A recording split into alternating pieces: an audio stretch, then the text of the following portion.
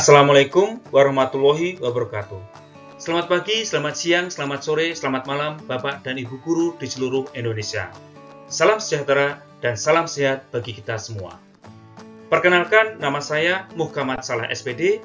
Saya mengajar di SD Negeri Tinjomoyo 02 Semarang. Kali ini saya akan melakukan aksi nyata dengan topik kurikulum merdeka dan tema menyebarkan pemahaman mengapa kurikulum perlu berubah. Selamat menyaksikan. Bapak dan Ibu guru yang hebat, sekarang kita akan membahas pengertian, fungsi, tujuan, dan komponen kurikulum. Kita mulai dari pengertian kurikulum ya. Ya, kurikulum menurut etimologi adalah istilah kurikulum berasal dari bahasa Latin, kurir yang berarti palri, dan curere yang berarti tempat berpacu. Sehingga kurikulum dapat diartikan sebagai trek atau lajur yang harus diikuti seseorang untuk mencapai tujuannya.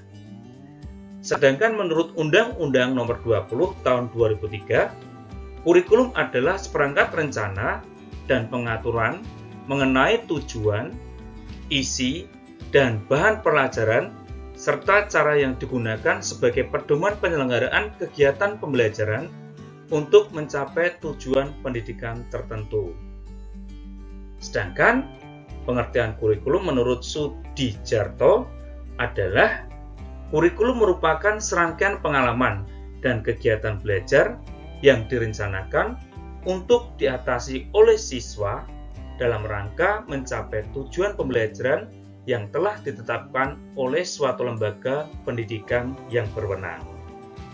Bapak dan guru yang hebat, demikianlah pengertian kurikulum. Kurikulum memiliki fungsi 1. Untuk kepala sekolah, 2. Untuk guru, 3. Untuk peserta didik, 4. Untuk orang tua atau masyarakat. Bapak dan Ibu guru yang hebat, sekarang kita akan membahas tujuan kurikulum. Kurikulum memiliki beberapa tujuan, di antaranya yang pertama, kurikulum dibuat dengan tujuan menjadikannya alat pendidikan untuk menghasilkan siswa yang berintegrasi. Yang kedua, kurikulum juga membuat siswa mengerti sistem pendidikan yang diterapkan sehingga siswa dapat memutuskan pendidikan yang ia inginkan di jenjang selanjutnya. Tujuan yang ketiga, dibuatnya kurikulum bertujuan memeratakan pendidikan dalam suatu negara.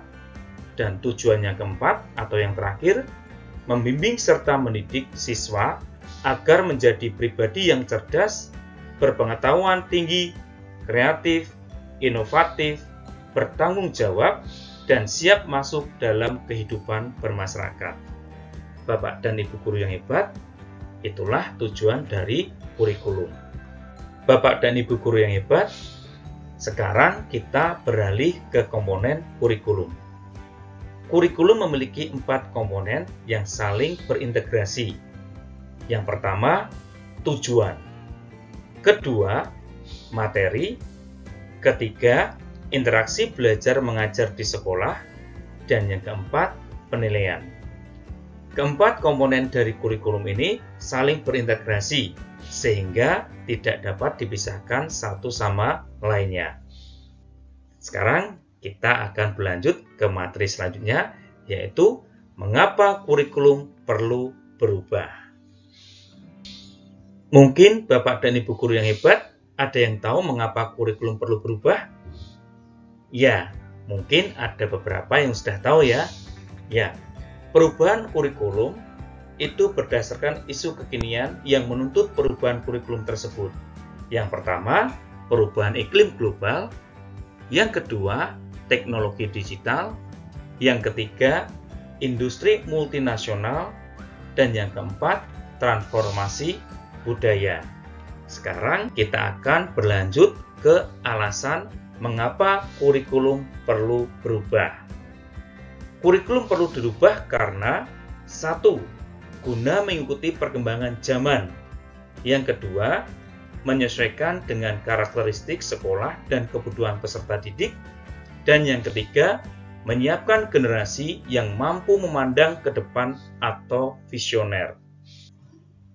Bapak dan Ibu guru yang hebat, sekarang kita akan membahas tentang 3 pilar pendidikan. Ya, mungkin di antara Bapak dan Ibu guru sudah mengetahui apa saja 3 pilar pendidikan tersebut. Ya, pendidikan memiliki 3 pilar. Di antaranya 1. Sekolah, 2. Orang tua, 3. Masyarakat. Bapak dan Ibu guru yang hebat, ketiga pilar pendidikan tersebut saling berhubungan dan berintegrasi, sehingga tidak dapat dipisahkan satu sama lainnya. Bapak dan Ibu guru, sekarang kita akan membahas tentang tujuan pendidikan menurut Ki Hajar Dewantara. Menurut Ki Hajar Dewantara, pendidikan bertujuan untuk menuntun segala kodrat yang ada pada anak-anak, agar mereka dapat mencapai keselamatan dan kebahagiaan yang setinggi-tingginya. Ya, dari tujuan pendidikan menurut Ki Hajar Dewantara, apa yang harus kita lakukan sebagai seorang pendidik? Ya, demi menuntut kodrat murid-murid kita, pembelajaran termasuk kurikulum yang kita selenggarakan disesuaikan dengan kebutuhan mereka. Sebagai guru, kita harus belajar terus mengikuti dan memahami tren kehidupan peserta didik kita. Bapak dan Ibu guru yang hebat, itulah yang perlu kita lakukan agar kita dapat menyesuaikan diri dengan perubahan kurikulum di era sekarang ini. Bapak dan Ibu guru yang hebat, ada beberapa pertimbangan yang harus Bapak Ibu guru perhatikan dalam merancang kurikulum. Yang pertama, kebutuhan. Kedua, pendapat. Ketiga, pengalaman. Keempat, hasil belajar. Dan yang kelima, kepentingan. Bapak dan Ibu guru yang hebat, sekarang kita akan menuju transformasi pembelajaran. Di era kurikulum Merdeka Belajar, transformasi pembelajaran murid berfokus pada pengembangan karakter berdasarkan nilai-nilai Pancasila untuk mewujudkan profil pelajar Pancasila. Bapak dan Ibu guru yang hebat, dalam profil pelajar Pancasila terdapat 6 dimensi, yaitu 1. Beriman, bertakwa kepada Tuhan Yang Maha Esa, dan berakhlak mulia. 2. Berkebinekaan global. 3. Bergotong royong. 4. Kreatif. 5. Bernalar kritis. Dan yang keenam, mandiri. Demikianlah transformasi pembelajaran yang ada pada kurikulum Merdeka.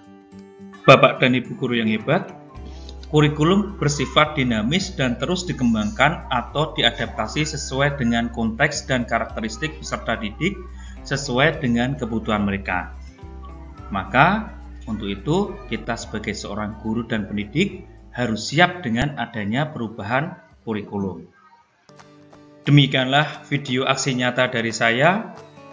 Semoga video ini dapat bermanfaat bagi Bapak dan Ibu guru, siswa-siswi, serta orang tua atau wali murid.